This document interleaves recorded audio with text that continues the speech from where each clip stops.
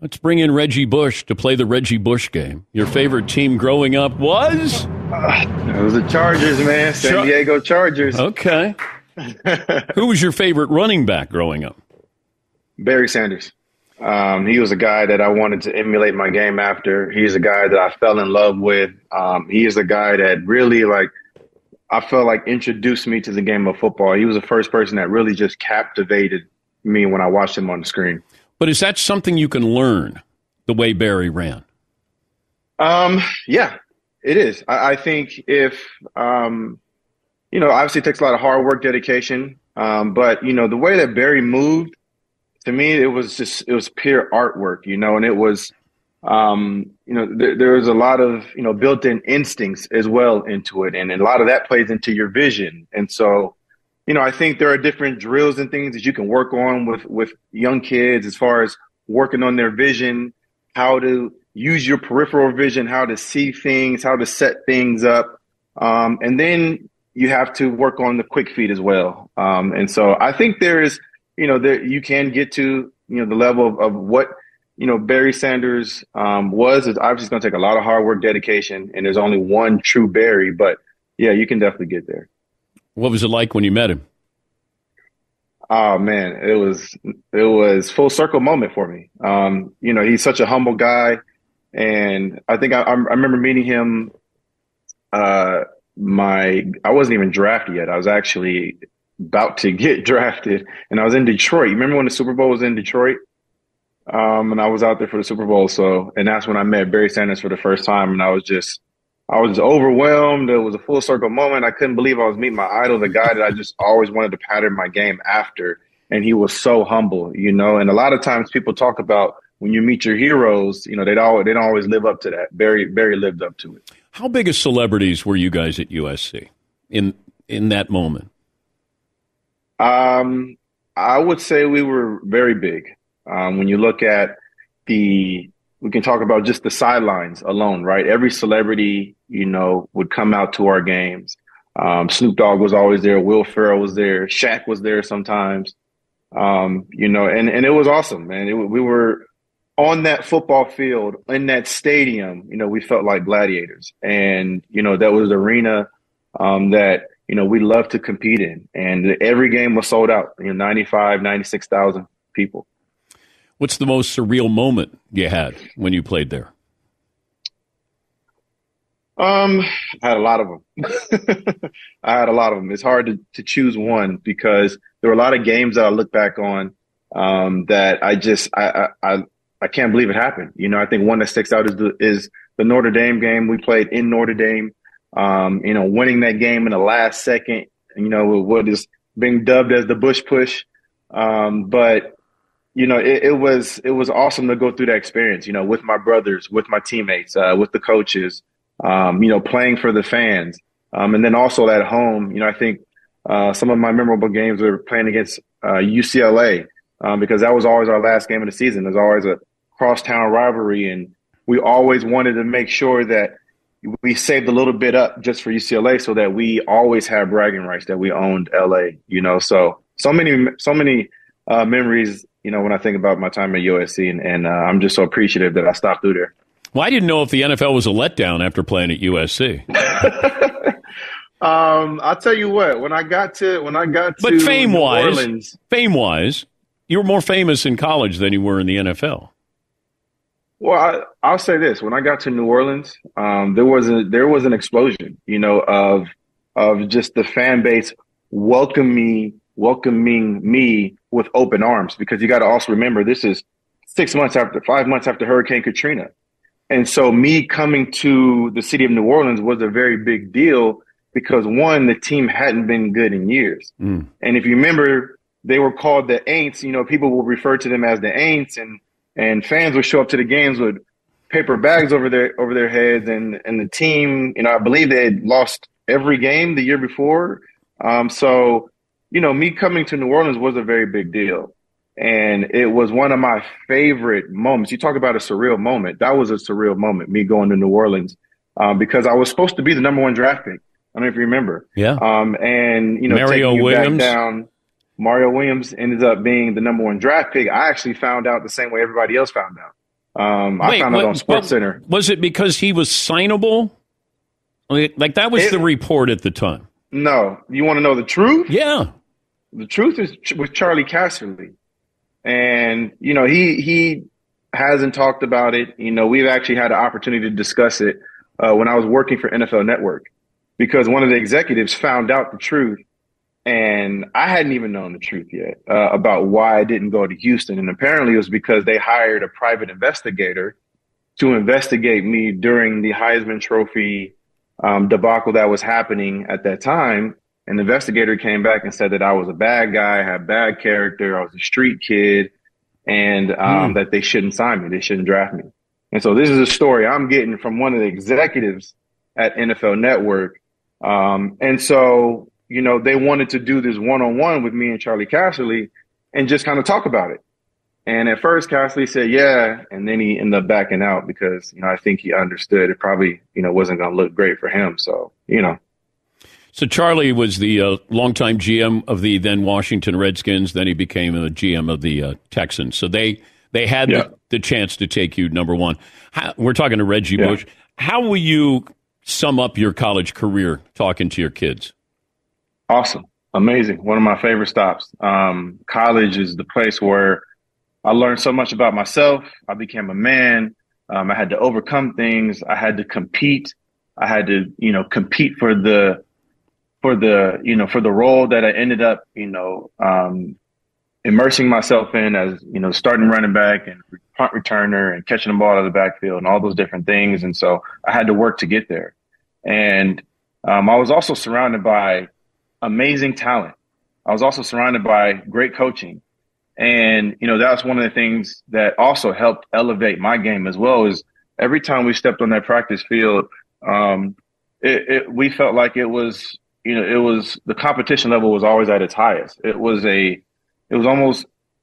just straight competition. You know what I'm saying? And from the time that the whistle was blown, we always started practice with 9-on-7. I hated 9-on-7 because it was like the defense is, you're not throwing the football 9-on-7, practice period. It's just a run. It's just a run period. It's the run. You're literally only running the ball, and the defense knows you can't throw it. And so every linebacker is sprinting full speed downhill as soon as the ball is hiked, and it's like running into a brick wall. But that's what we did to get our practices started during the week.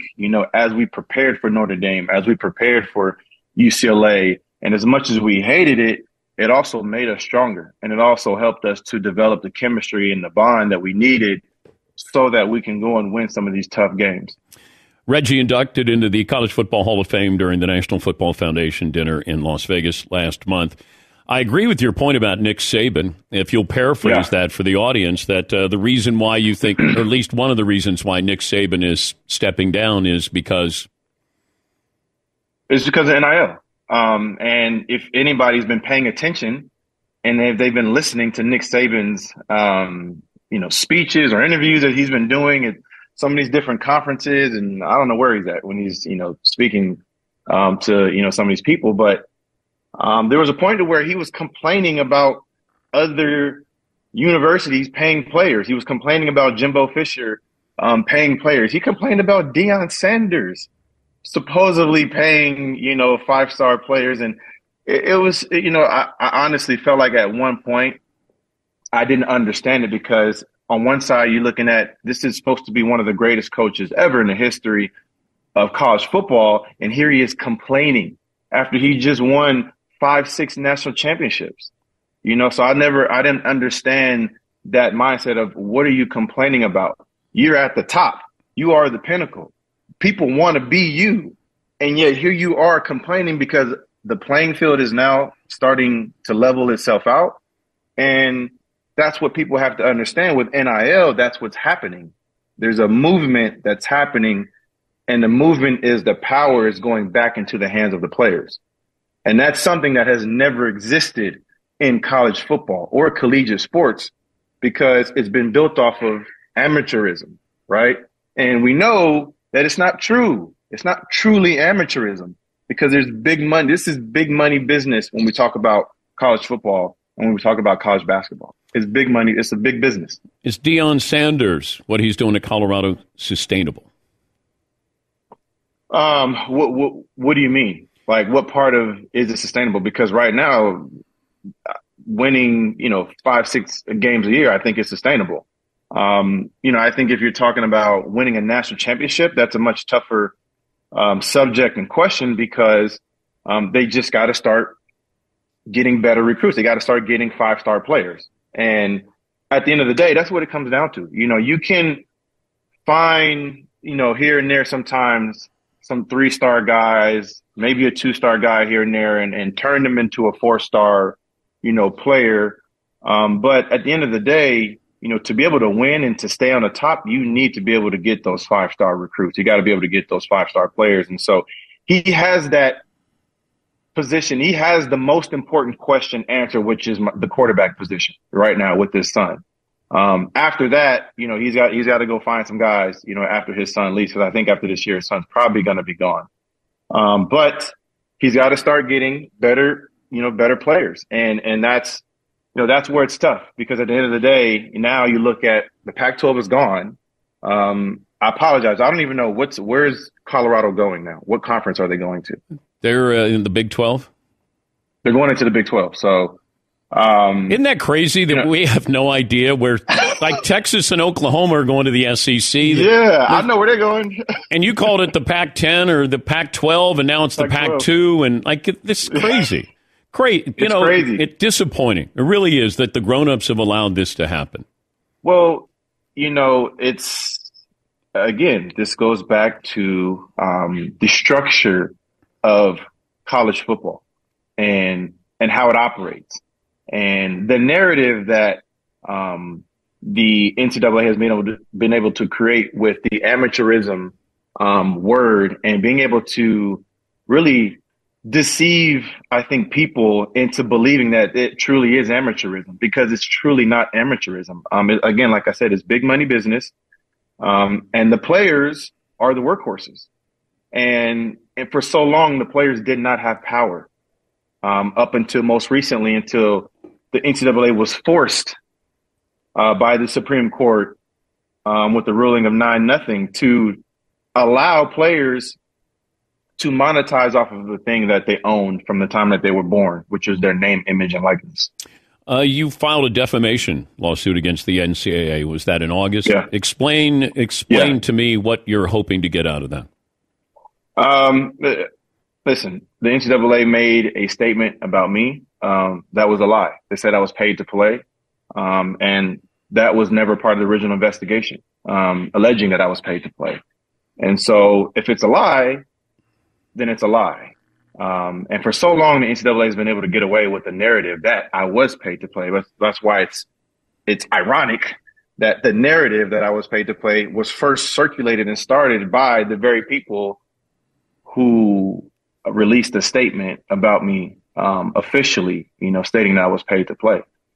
And so that's what the lawsuit is over. That's what a defamation of lawsuit ultimately is about when, someone says something about you that's not true, especially if it's public, especially if it's released, to, numerous media outlets, that pick up on it.